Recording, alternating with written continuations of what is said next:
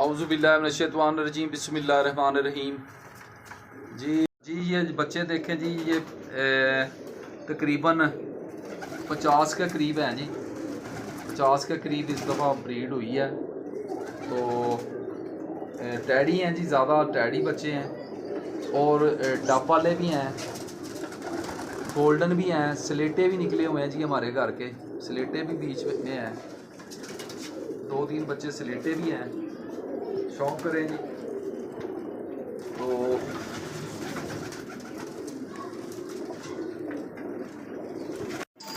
जी ये डब वाले बच्चे का शौक़ करें जी। इसकी आइज़ देखें जी, बिल्कुल कलर पकड़ रही है। अब जब इसने 10 पर का होना है तो ये बिल्कुल डार्क रेड की हो जाएगी। और इसका देखें साइड का आउटर रिंग, जो मैं कहता होता हूँ कि आउटर रिंग जो होगा बिल्कुल गोल होना चाहिए और बाहर की आँख को पूरा कवर करता हो।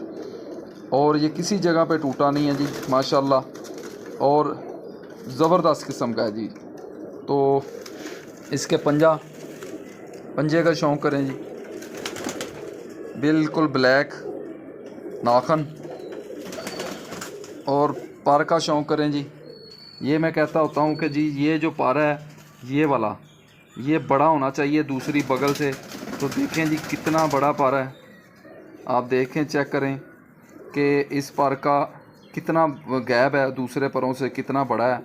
तो ये पर बड़ा होना चाहिए। और दूसरे पर जो हैं, बगल इसकी इसके ऊपर आई हुई है, ये देखें बगल बहुत ज़्यादा ऊपर है, पूरी कमर को उसने कवर किया हुआ है।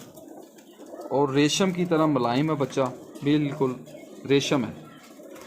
तो ये होती है जी जोड़ा का बच्चा निकलवाने की। ये हो गया डब वाला। जी टैडी बच्चे का शौक़ करें जी। अभी 2 पर का बच्चा है, माशाल्लाह, पूरा आउटर रिंग, पूरा हर तरह से मुकम्मल बच्चा है जी। और इसका पल्ला देख लें जी,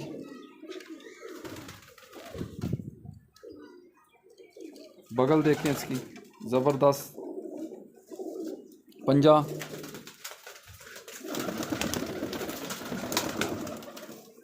पंजा भी ज़बरदस्त है जी, माशाल्लाह। तो ये है जी बच्चा।